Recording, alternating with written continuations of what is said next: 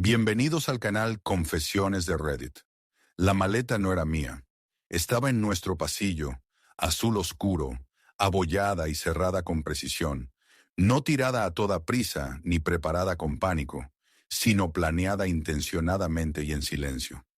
Yo estaba allí de pie, en calcetines, sosteniendo un bol de cereales que goteaba, viendo cómo se acumulaba el agua en el suelo de madera, mientras su maleta permanecía allí, como un mensaje que no necesitaba palabras, sin nota, sin llamada, solo su maleta y un aroma en el aire que no reconocí, lavanda y humo, la colonia de otra persona, no la mía.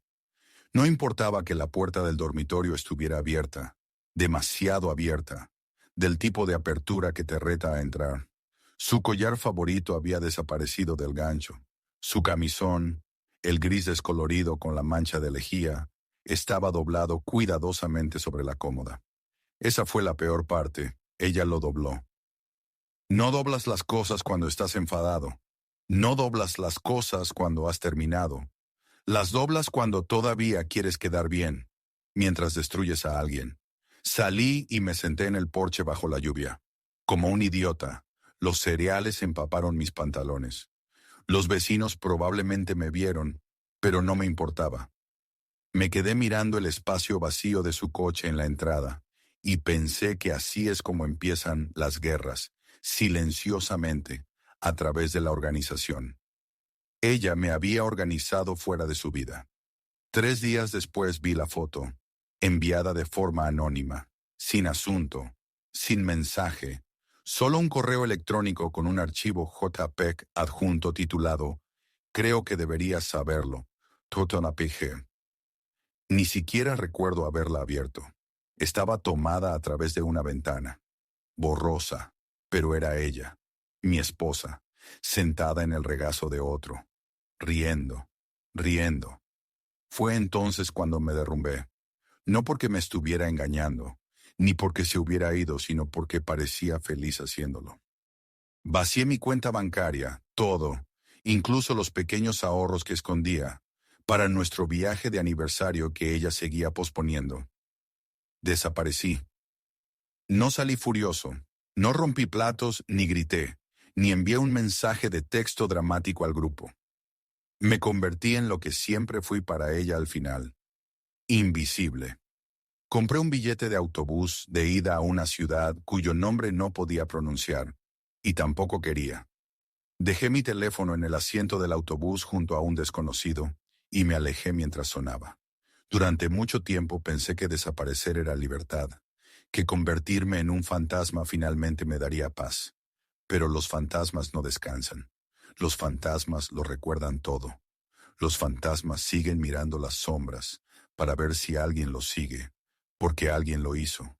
Y, meses después, cuando pensaba que había enterrado todas las versiones de mí mismo, ella me encontró y no vino sola. Estaba barriendo la grava de la entrada de la cabaña que ahora llamo hogar, cuando oí un sonido que nunca esperé volver a oír. Neumáticos crujiendo lentamente sobre el camino de tierra, deliberados, vacilantes, como alguien que prueba el peso de su presencia en un lugar al que sabe que no pertenece. No era un coche de por aquí, no se arrastran, rugen en camionetas, saludan con 2 dedos y dejan el motor en marcha. Este coche llegó como una pregunta suave, insegura, pero lo suficientemente fuerte como para romper el silencio que había construido a mi alrededor como un refugio. Ni siquiera me di la vuelta. Me quedé allí de pie, sosteniendo una escoba medio rota, mirando una polilla que había muerto en el alféizar de mi ventana durante la noche. Y entonces ella habló. Darwin. Su voz era más débil de lo que recordaba, como si la hubiera ensayado demasiadas veces y hubiera perdido la confianza para usarla. Me giré lentamente, de mala gana, y allí estaba Tris, de pie a 3 metros de distancia, con el pelo más oscuro que antes, los labios agrietados y los ojos atormentados. Parecía alguien que había venido a confesarse a una iglesia que ya se había quemado.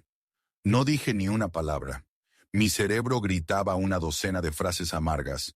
Hiciste las maletas como si fueras de vacaciones, doblaste tu adiós, te reíste en su regazo. pero mi garganta estaba llena de serrín e incredulidad. No había visto a otro ser humano en más de 2 semanas, y ahora la única persona a la que intenté borrar de mi vida tenía el descaro de entrar directamente en los restos de mi exilio. Sé que no quieres verme, dijo rápidamente, apresurando las palabras como si el hecho de decirlas deprisa pudiera protegerla de mi silencio. No estoy aquí para arreglar nada, solo no sabía qué más hacer. Desapareciste, te fuiste sin decir adiós. Dijo como si fuera un delito, como si ella no me hubiera abandonado en mi propio matrimonio, meses antes de que yo me fuera físicamente. No creí que fuera necesario decir adiós después de que te fueras. Dije con voz grave por falta de uso. Tú tomaste tu decisión y yo la mía. Ella bajó la mirada y sus manos temblaban, agarrando su teléfono como si fuera una especie de escudo. Me lo merezco. Me merezco algo peor. Entonces ve a buscarlo a otra parte. Eso debería haber sido el final, el telón bajado, la escena terminada. Pero no, por supuesto que no. Tris nunca hacía nada de forma limpia. Dio un paso adelante, como si no le acabara de decir que se marchara, como si tuviera todo el derecho a seguir ocupando espacio a mi lado. Vine sola, dijo en voz baja. Él no es, quiero decir, lo terminé hace mucho tiempo. No fue lo que tú piensas, no fue lo que yo pienso. Me reí con un sonido agudo y desagradable que incluso me sorprendió a mí misma. ¿Te parezco alguien que ha estado pensando demasiado en las cosas durante el último año? ¿Te parece que he estado aquí sentada, con corchos y cordeles rojos, tratando de reconstruir el misterio de cómo incendiaste nuestra vida? Ella se estremeció. Bien, entonces, susurró algo que hizo que el aire entre nosotros. Tenías razón sobre el hotel, pero te equivocaste sobre el motivo. No me moví ni parpadeé. Mis costillas se tensaron alrededor de mis pulmones como una jaula. Ella siguió hablando. No se trataba solo de él. Yo iba a marcharme oficialmente ese fin de semana. Había empaquetado todo. Incluso tenía un abogado preparado para irme. No quería hacerte más daño del que ya te había hecho. Solo quería desaparecer. Pensé que sería más fácil si conseguía que me odiaras. Esta vez mi risa fue más fría. Bueno, enhorabuena. Esa parte funcionó. Metió la mano en el bolsillo de su abrigo y sacó un sobre fino y arrugado. Te escribí esto la noche que te marchaste. Iba a enviártela, pero desapareciste. Sin dirección, sin rastro. La llevé conmigo, cada vez que creía ver a alguien que se parecía a ti. Cada vez que pasaba por pueblos pequeños, esperando un milagro. No cogí el sobre, no entonces, sino que me di la vuelta. Entré y cerré la puerta detrás de mí sin decir nada. Me temblaban los dedos, no por la rabia, sino por el reconocimiento. No de ella, sino de mí mismo. El hombre al que ella había arruinado. El que aún no había aprendido a parar, necesitando un cierre. De una mujer que empaquetaba la traición entre camisas dobladas. Pensé que se iría después de eso, pero cuando miré por la ventana 10 minutos más tarde, ella seguía allí, sentada en los escalones, llorando entre sus manos, y el sobre seguía en mi porche, quemando un agujero en mi mundo, sin haber sido abierto nunca. No dormí esa noche.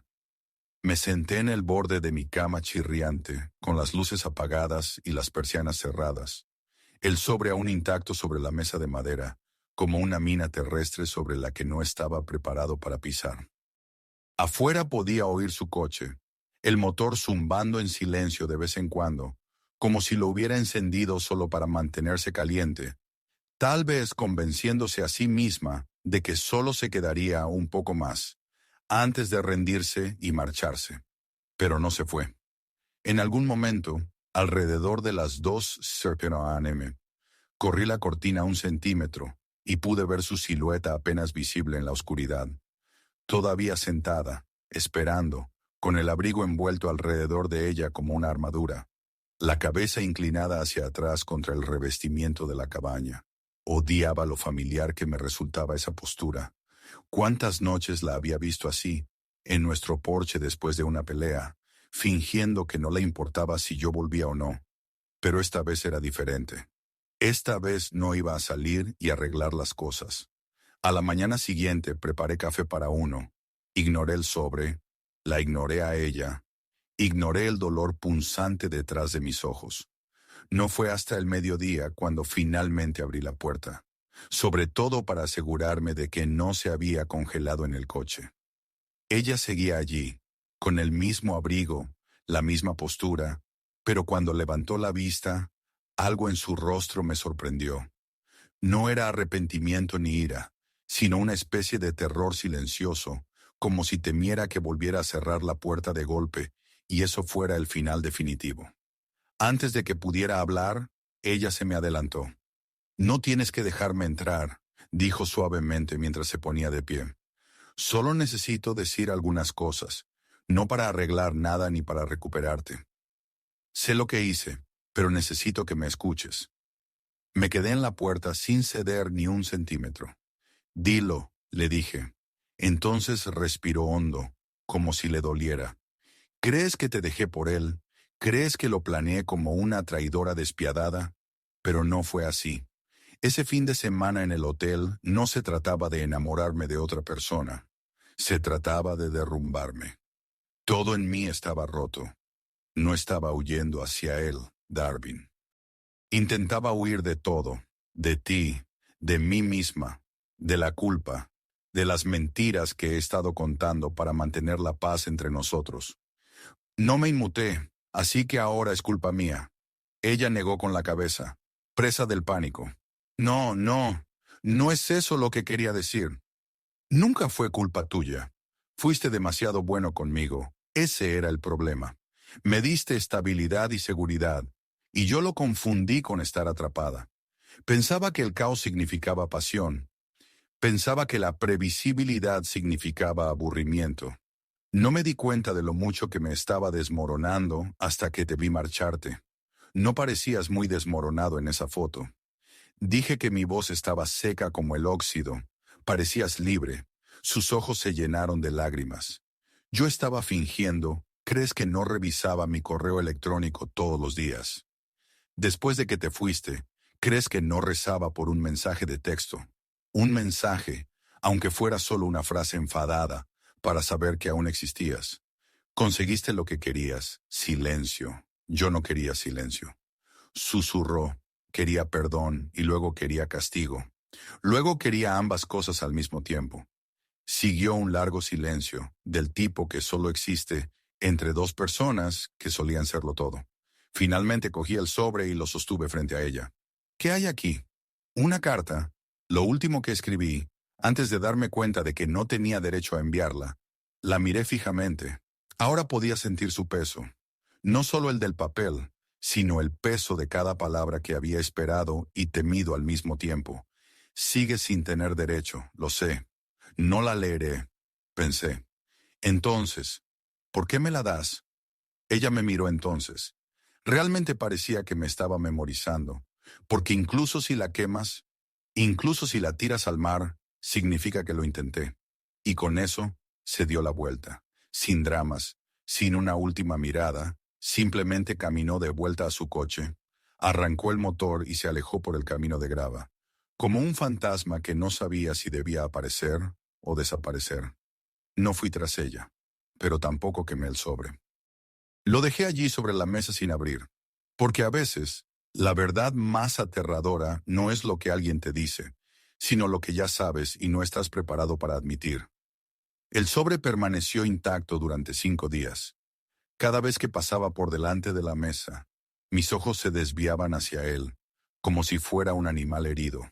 Temía que me mordiera si me acercaba demasiado.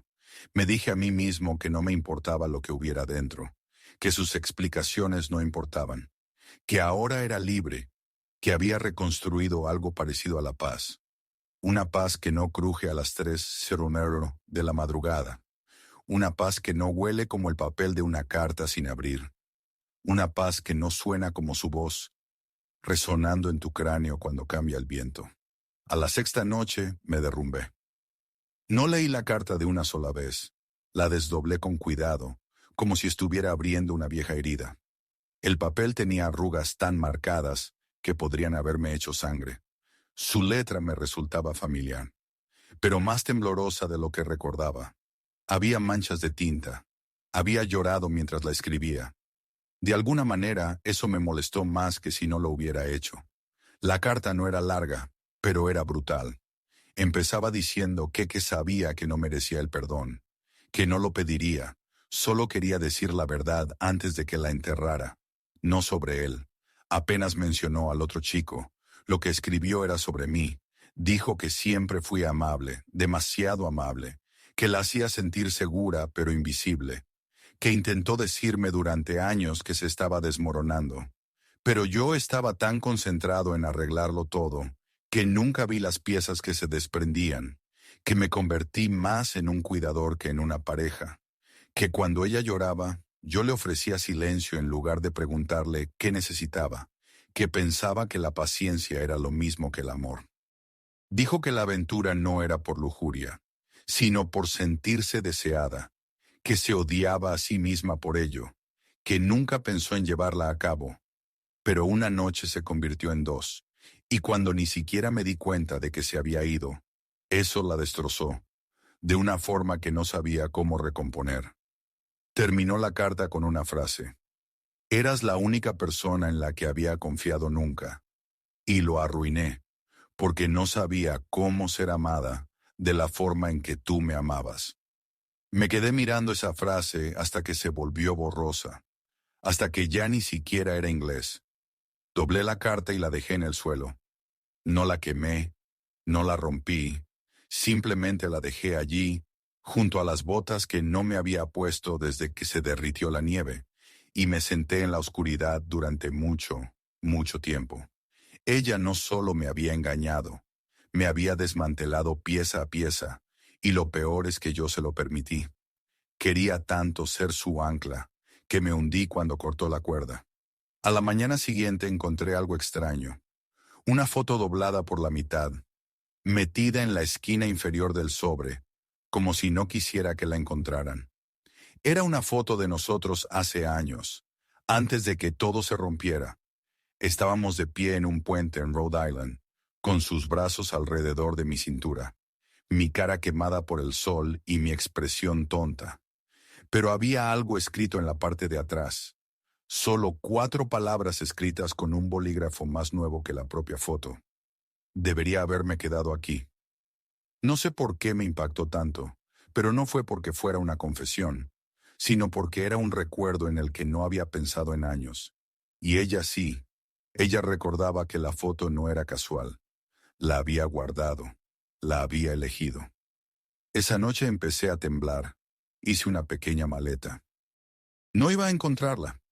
No iba a volver a caer en su órbita. Pero necesitaba respuestas que no se podían enviar por correo. Necesitaba oírselo decir de nuevo a la cara. No a través de la tinta, no en mi porche, no cuando estaba demasiado enfadado para sentir nada, salvo amargura. Necesitaba saber si se arrepentía, si realmente se arrepentía, así que volví, no a casa, todavía no, sino a la ciudad de la que había huido, al lugar que me había prometido no volver a ver nunca más. Era como entrar en un museo del dolor. Cada farola, cada tienda de la esquina, cada olor me resultaba familiar y tóxico. Podía sentir mi antiguo yo aún flotando en el aire, el hombre al que ella había destrozado. No le dije que iba a ir, pero ella me estaba esperando. De alguna manera lo sabía. No le dije a nadie que había vuelto. Ni siquiera usé mi nombre real cuando me registré en el motel. Pagué en efectivo, metí mi bolsa debajo del oxidado somier y me senté en el colchón mientras el aire acondicionado zumbaba, como si intentara olvidar cómo respirar. Las paredes eran finas y olían a detergente. Algo peor, el tipo de lugar en el que te quedas cuando huyes de alguien o corres hacia ellos y no sabes qué es peor. Pasé la primera noche sin hacer nada, simplemente sentado, escuchando cada crujido en el pasillo, cada conversación de borrachos fuera, cada televisor parpadeando en la vida de otra persona. Podría haberla llamado, me sabía su número de memoria. Incluso después de todo este tiempo no necesitaba buscarlo. Pero no la llamé. Necesitaba que ella lo sintiera. La incertidumbre, el silencio que una vez utilizó como arma. A la mañana siguiente, tomé el camino más largo hacia la ciudad. Pasé por delante de la panadería, donde solíamos comprar croissants los domingos. La librería, donde compró esa estúpida colección de poesía que nunca terminó. La lavandería, donde una vez tuvimos una discusión a gritos porque accidentalmente encogió mi sudadera con capucha favorita. Cada calle estaba empapada de recuerdos que había intentado borrar, y entonces la vi. Estaba sentada en un banco fuera de la antigua cooperativa, con el pelo recogido, envuelta en ese mismo abrigo verde que recuerdo odiar porque siempre olía a pachulí. No estaba mirando su teléfono, no estaba llorando, solo estaba sentada quieta, como si supiera que al final vendría, y se había vuelto lo suficientemente paciente como para esperar. No me acerqué a ella de inmediato. Me quedé al otro lado de la calle, escondido detrás de un camión aparcado, observándola como un cobarde. Mi corazón latía con fuerza. Mis palmas sudaban. Todos mis instintos me gritaban que me diera la vuelta y desapareciera de nuevo. Pero mis pies se mantuvieron firmes. Después de 5 minutos, ella levantó la vista y abrió mucho los ojos. No sonrió, no saludó, no corrió, solo se levantó lentamente, como si tuviera miedo. Me asustaría si se movía demasiado rápido. Crucé la calle sin decir nada. Me detuve a 1 metro de distancia, lo suficientemente cerca como para oler su perfume, ahora diferente, más suave, como lilas o arrepentimiento. Ella fue la primera en hablar. «¿Has vuelto?» La miré fijamente. «No he venido por ti, lo sé», dijo en voz baja. «Has venido por la verdad». Asentí con la cabeza una vez. Caminamos poco, solo hasta el lago detrás del ayuntamiento, un lugar al que solíamos llevar a los perros. Antes de que todo se rompiera, el agua estaba tranquila y el aire era lo suficientemente frío como para escocer. Nos sentamos en un banco que tenía nuestros nombres grabados debajo. De Brausti para siempre. Infantil y patético. No se había borrado. De alguna manera nada se había borrado. Ella no habló durante mucho tiempo. Luego dijo suavemente: «Deberías odiarme». No la corregí, no discutí, porque la verdad era que sí, pero no era un odio simple. Era del tipo que se te enreda en las costillas y no te deja respirar sin dolor. «He querido hablar contigo todos los días desde que te fuiste», susurró. Conduje por pueblos en los que pensé que podrías estar. Contraté a alguien. Él encontró tu nombre en una factura de reparación de barcos del mes pasado. Así es como lo supe. Gastaste dinero para encontrar al hombre al que engañaste. Yo lo gasté todo. La miré. La miré de verdad y por primera vez lo vi. Ella no estaba tratando de arreglar el pasado. Estaba tratando de salir de debajo de él. No lo amaba, dijo. De repente, ni siquiera me gustaba la mayor parte del tiempo. Pero quería tanto que me quisieran que me dejé pudrir en la ilusión. «¿Por qué no me dijiste que eras infeliz?» «Lo intenté», dijo, «pero tú estabas tan ocupado manteniendo todo unido que no quería ser la razón por la que se desmoronara». Me reí amargamente. «Así que te convertiste en la razón». Ella no se inmutó. «Sí». Otra vez silencio. Uno pesado, de esos que no se pueden llenar con disculpas. «Quería venir aquí y gritarte», admití. «Quería humillarte como tú me humillaste a mí. Quería que sintieras el tipo de silencio en el que viví durante 10 meses. Y ahora solo quiero saber si alguna vez me dijiste la verdad, aunque fuera una sola vez». Ella me miró con ojos llenos de cosas que no quería ver. «Cada vez que te decía que te quería, lo decía en serio, pero no me quería lo suficiente a mí misma como para vivir de forma digna de ti». El viento cambió y me di cuenta de algo horrible. No me sentí reivindicado, no me sentí poderoso, me sentí cansado como si hubiera atravesado el país arrastrándome, en busca de una verdad que no cambiaba nada. Nos sentamos en silencio hasta que el sol se ocultó tras los árboles. Entonces ella metió la mano en su abrigo y sacó un trozo de papel doblado. «¿Qué es esto?», le pregunté con recelo. «Mi testamento», dijo en voz baja. Se me hizo un nudo en la garganta. «¿De qué demonios estás hablando?». «No me estoy muriendo», dijo rápidamente. Pero yo ya estaba volviendo lentamente por dentro y escribí esto, porque no creía que fuera a volver a hablar contigo. Lo cogí, me temblaban las manos mientras lo sostenía. «Léelo o no», dijo levantándose, «pero decidas lo que decidas después, no volveré a seguirte». Y así sin más, se marchó sin mirar atrás, sin un segundo intento, solo silencio, de ese tipo que no pide ser roto. Al principio no lo leí, el papel doblado quedó sobre la mesita de noche, en esa habitación de motel que crujía, mientras yo yacía despierto mirando al techo, contando las manchas y repitiendo sus palabras una y otra vez, como un casete roto que no podía sacar. «No me estoy muriendo», había dicho, pero sus ojos contaban una historia diferente, no de enfermedad, sino de alguien que ya se había preparado para su propia desaparición. Finalmente abrí el sobre la tercera noche, después de despertar de un sueño en el que ella llamaba a mi puerta, solo para encontrar que no había nadie allí. En el sueño ella había dejado sus zapatos. Esa parte se me quedó grabada, como si hubiera planeado quedarse, pero hubiera cambiado de opinión en el último momento. La carta estaba fechada 4 meses después de mi desaparición. Empezaba con una confesión. El hombre con el que me había engañado también estaba casado.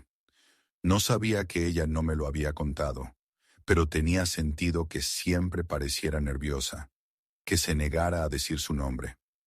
Su esposa se había enterado, lo había dejado, se había llevado a los niños, y a diferencia de Tris, no había pedido explicaciones. Simplemente había desaparecido sin dejar rastro, como yo había intentado hacer. Lo que me destrozó no fue que Tris hubiera destruido 2 vidas, sino lo que vino después. Ella escribió que el hombre, Shane, que se llamaba Spiraled, la culpaba de todo, aunque ambos sabían que no era así, que una noche se presentó borracho en su puerta, le dio un puñetazo a la pared, la insultó con palabras que ella no repetiría. Ella no le dejó entrar, pero él se quedó. Durmió en su camioneta fuera de su casa durante 3 noches, y luego desapareció 2 semanas más tarde. Lo encontraron muerto por sobredosis. Ella no lo escribió de forma dramática. No describió el funeral ni fingió estar de luto. Simplemente dijo que no estaba triste por su muerte. Estaba aterrorizada por lo que había hecho, al mundo de otra persona. Ella no se puso en contacto conmigo entonces. Dijo que porque en ese momento sabía que había perdido todo derecho a pronunciar mi nombre en voz alta. Pero la carta no se detuvo ahí.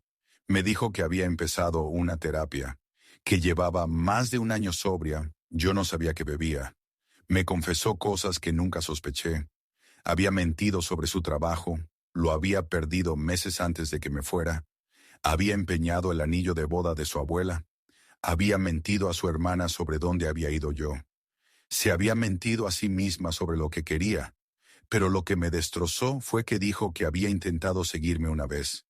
Hacía 6 meses, dijo que había oído de alguien en una cafetería que un hombre llamado Darwin había ayudado a arreglar el motor de un barco a cambio de alojamiento.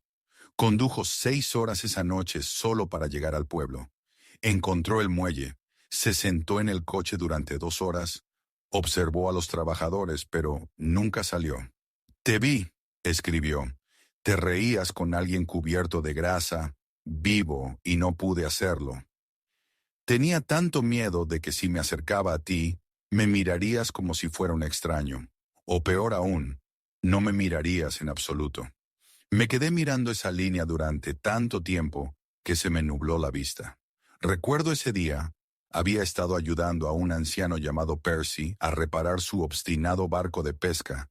Me pagó con sopa caliente e historias que no le había pedido. Ese día sentí por primera vez que tal vez no era una herida andante, y todo ese tiempo ella había estado a 6 metros de distancia, observando, esperando, marchitándose en las sombras.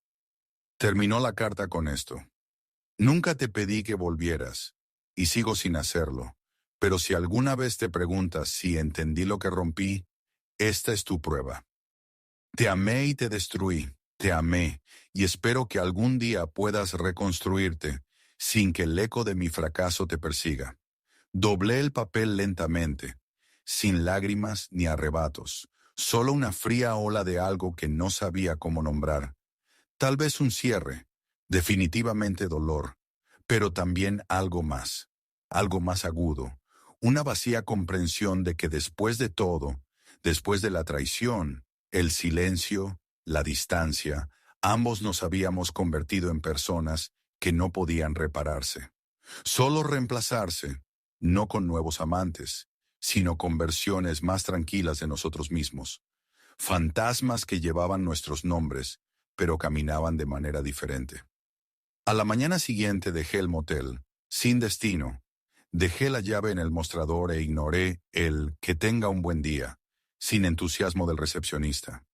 No respondí a las llamadas de Trisha. Sí, ella empezó a llamar discretamente, una vez a la semana. Solo una llamada perdida, sin mensaje de voz, como una palmada en el hombro, de un sueño que no quieres volver a visitar. Y 2 días después recibí un mensaje que no esperaba. No era de Tris, era de su hermana. Solo 5 palabras. Tienes que venir ahora. Me quedé mirando el mensaje de su hermana, Elise, durante casi media hora antes de hacer nada. Era breve, frío, sin puntuación, solo 5 palabras secas que, de alguna manera, parecían más pesadas que toda la carta que Tris había dejado atrás. Tienes que venir ahora. No decía dónde, no decía por qué, pero no hacía falta. Solo podía referirse a un lugar. No había hablado con Elise desde antes de que todo se desmoronara. Ella fue quien le dijo a Tris que no se casara conmigo, que yo era demasiado blando, que era el tipo de hombre que perdonaría lo imperdonable, y eso me hacía peligroso para alguien como su hermana. Solía odiarla por eso. Ahora solo me preguntaba cuánto tiempo llevaba viendo venir el final antes que nosotros.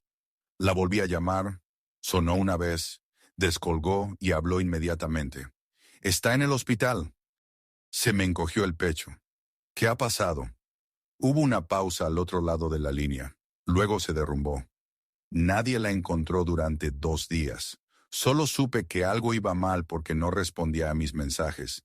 Y su vecino dijo que las luces habían estado apagadas desde el jueves. Ahora está estable, pero no habla. Solo repetía tu nombre. No podía pensar. No podía moverme. Preguntó por mí. Finalmente, logré articular un no. Elise dijo con voz apagada. Lo susurró una y otra vez como un canto, como si intentara llamar a algo, desde la muerte. No le pregunté en qué hospital estaba. Ella sabía que iría. El viaje fue largo, más largo de lo necesario. Paré 3 veces, no para repostar ni para comer, sino para respirar, para pensar, para gritar en silencio en reposo, para ir al baño, porque una parte de mí estaba furiosa, porque ella todavía tenía ese poder, porque después de todo, mis costillas todavía se tensaban cuando oía su nombre. Y sin embargo, la otra parte, la que intentaba matar con silencio y tiempo, todavía quería saber si estaba bien, todavía necesitaba verlo. Llegué justo después del atardecer. El hospital era más pequeño de lo que esperaba. Tranquilo, rural, el tipo de lugar donde se conoce a los pacientes por su nombre, y nadie sale sin que una enfermera les dé un abrazo de despedida. Encontré una habitación alquilada en el pasillo fuera de la sala, con los brazos cruzados y ojeras. Parecía más mayor, o quizás yo lo estaba, o quizás el dolor hace que todo el mundo parezca desvanecido. Está dentro, dijo, señalando con la cabeza hacia la puerta cerrada. No está realmente presente, pero está despierta. ¿Qué le ha pasado? Todavía le están haciendo pruebas, algo con los riñones, estrés por deshidratación, desnutrición, dijeron. Lleva meses alimentándose de sopa enlatada y café solo. Tragué saliva. ¿Quieres la verdad?, preguntó Elise en voz más baja. No respondí. Ha ido desmoronándose desde que te fuiste.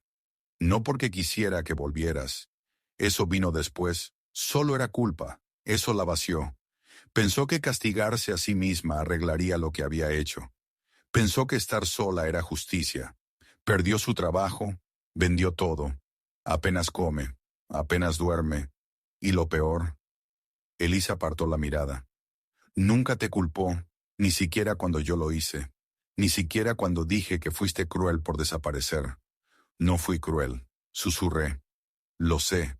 Ella dijo que estabas destrozado. Asentí lentamente y luego abrí la puerta. La habitación estaba en penumbra. Ella estaba acurrucada en la cama como una niña, con cables pegados a los brazos por correr lentamente, los ojos entreabiertos mirando al techo, como si estuviera esperando, para responder a una pregunta que no se había atrevido a decir en voz alta. No se movió cuando entré, pero parpadeó una vez y luego otra, y luego, en voz baja, apenas por encima de un suspiro, dijo, «¿Has venido?» No respondí. Acerqué la silla a ella y me senté. Durante mucho tiempo no dije nada. Solo la observé, sin juzgarla, sin compadecerla, sino admirando lo lejos que puede caer alguien antes de que alguien se dé cuenta. Le pregunté por qué no me había contado lo mal que estaban las cosas. Ella giró la cabeza lentamente, con los ojos apagados, porque pensaba que me lo merecía. Nadie merece consumirse. Maté a la única persona que me había querido. Sinceramente, no sabía cómo vivir de otra manera. Después de eso, sentí un nudo en el estómago. Tú no me mataste, Tris, yo maté a la versión de ti que podía mirarme sin pestañear. Volvimos a quedarnos en silencio, y entonces ella metió la mano debajo de la almohada con debilidad, torpemente, y sacó algo, doblado y gastado, otra carta. Empecé a escribir esta después de la última. Dijo que no era para ti, era para mí, pero necesito que la guardes, porque si me voy, no quiero que la encuentren extraños. La cogí con manos temblorosas, sus dedos rozaron los míos. No te pedí que vinieras aquí para que me perdonaras. Te pedí que vinieras porque no quería desaparecer sin que lo supieras. Nunca dejé de quererte, incluso cuando dejé de quererme a mí misma, y, por primera vez en mucho tiempo, no supe qué decir, porque una parte de mí todavía la odiaba y otra parte todavía quería que viviera. Tris se quedó dormida poco después de entregarme la carta.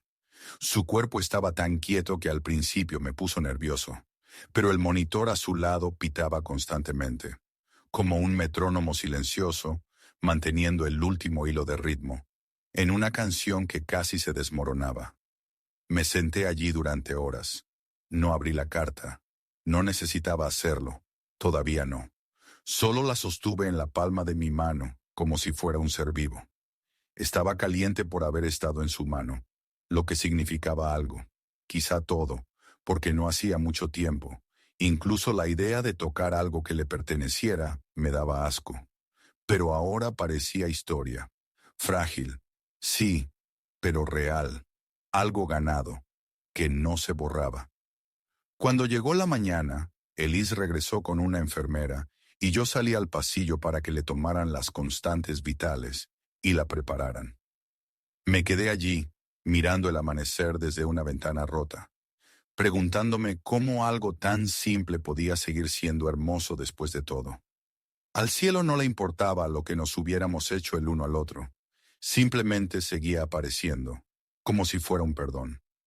Más tarde, esa misma mañana, volví a entrar en la habitación y encontré a Trish sentándose lentamente, con una almohada detrás de ella, el pelo revuelto, pero con los ojos más despiertos. «No voy a morir», dijo con voz seca pero firme. «No creía que fueras a hacerlo. Deberías haberlo hecho», dijo con una sonrisa torcida. «Te habría ahorrado mucha culpa». «Ya he dejado de cargar con culpas que no me pertenecen», dije, y lo decía en serio. Ella me miró durante un largo rato, sin lágrimas ni discursos, solo con una mirada larga y comprensiva.